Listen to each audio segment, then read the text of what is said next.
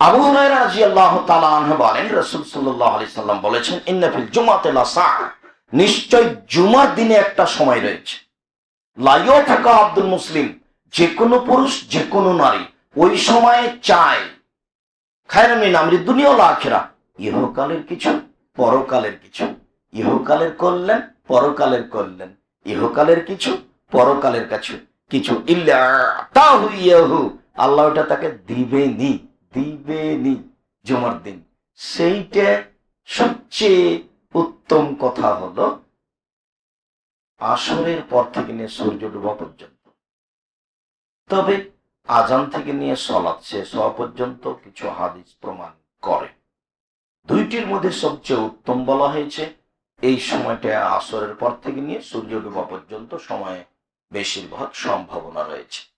এই সময়ে যে যা চাইবে তাকে তা দিয়ে দেওয়া হবে।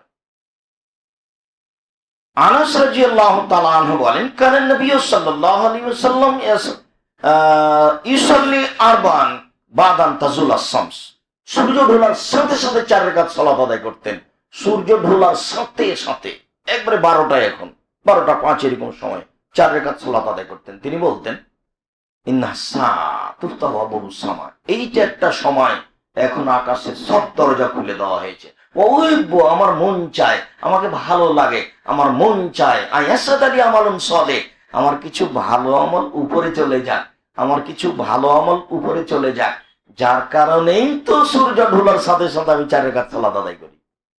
এখন সব দরজা খুলে দেওয়া হয়েছে।